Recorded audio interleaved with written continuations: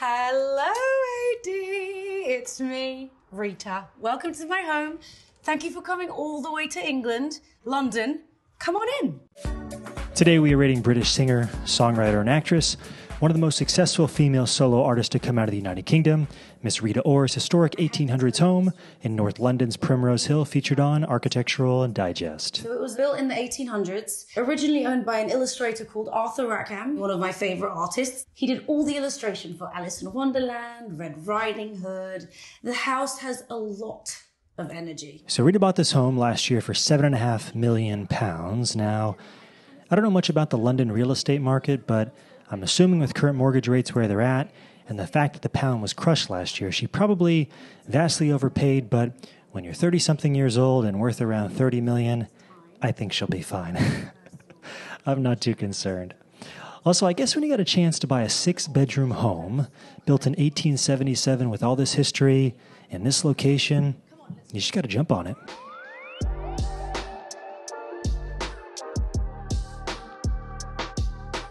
I've tried to keep everything as natural and organic as I could. We had to redo the kitchen because it was really old. If I just saw this kitchen without already having seen what we have up to this point, I'd be fine. It's okay, but knowing this is your traditional home, I don't like going with a modern kitchen here. I'm never a big fan of putting a sleek modern kitchen in a traditional home. Nobody would ever put a traditional kitchen in an ultra-modern home, so why is it done the other way around? Doesn't make much sense to me. It's like people who wear tennis shoes with suits. Do you wear dress shoes with gym clothes? No. So don't wear sneakers with suits. Maybe you guys will think I'm off base. I think it's one of the dumbest trends I've ever seen. It might just be an American thing. I don't know. Because this house has so much history, but I wanted to bring my rock and roll self in there. And then some Damien Hirst work that he personally drew on for me. We love you, Damien. I'm sure nobody wants to hear me go on another modern art rant, but if you do want to hear my thoughts on modern art, go watch my review of Kendall Jenner's house. I lay out my thesis within the first few minutes of that house. It's basically, if you have to explain why it's great, it's not. Sorry. I will say I think Serena Williams had the most expensive, yet least impressive art collection we've seen on AD. I wish for once we could get someone who's a real patron of the arts. We need our modern-day Lorenzo Medici featured on Architectural Digest. I wish. Where's he at? I'm sure he's out there.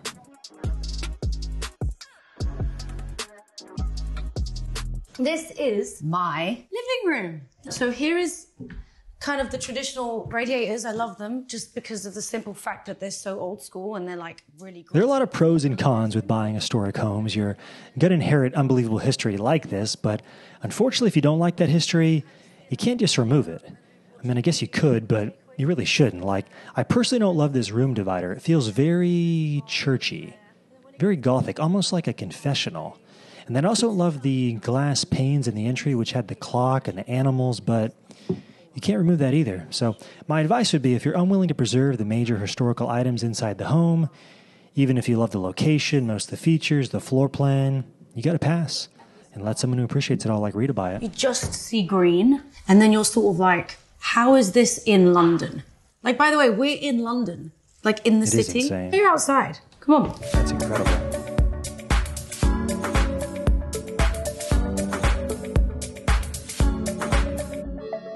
Yeah, how is this in London? No wonder this was £7.5 million. Also, this adds so much context to the Alice in Wonderland characters being born out of this garden. I can totally see how he was able to illustrate all the characters in the book using this space as inspiration. Also, it's wild that an illustrator's salary used to afford a house like this. This is where I sort of sit, have a tea, Man. and then I sort of look at this big tree that I have, the weeping willow.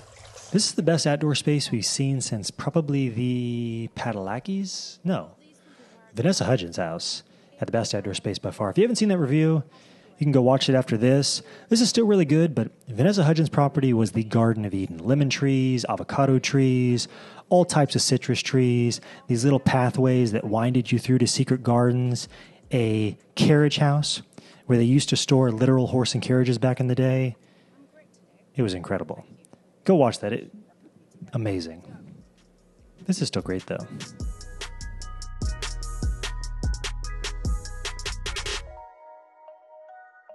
Here we are. This is like where I sleep, and that's all I do. This used to be Arthur's art studio. Not a big fan of this primary, especially all these white rods that are running on both sides of the room. I don't really understand that. I mean, I understand she's using the left rod as a room divider, but this right side makes zero sense to me. Also, I wish you would have added antique doors, kind of like her living room, to separate this bedroom and bathroom. Not crazy about the white curtain divider here. Although I think having the bedroom open to the bathroom is common in older European homes, or has that changed with newer properties over the years? Let me know in the comments, because probably 99% of homes in the U.S. have doors separating the bedroom and bathroom. Anyways, to my European friends, let me know in the comments. I do think it's more of a French or an Italian thing, not necessarily English, but anyways, let me know.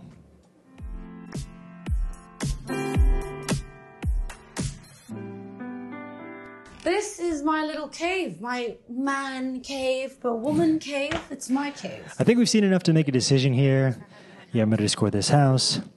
You already know the land is a 10 out of 10. That's got to be the reason why this home was priced the way it was. So, love that. I liked her living room. Basically, any area of the home that overlooked the garden was a win.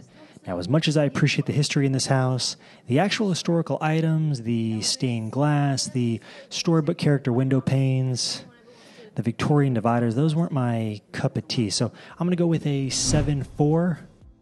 Yeah, 7.4 stars is the score. This was fun. I hope Eddie goes back to London. I like seeing new places other than LA and New York each time. I'm sure the Beckhams have a house nearby. Give them a call, Eddie. The funny part is I'm sure we'll see the Beckhams' house, but it'll be their one in Beverly Hills, not London. Oh well, until the next time, hit the like, subscribe. I will see you guys in the next video. Bye. I have a house like this, and trust me, I'm very grateful. I'll see you guys Cheerio. really soon. I love you. Bye.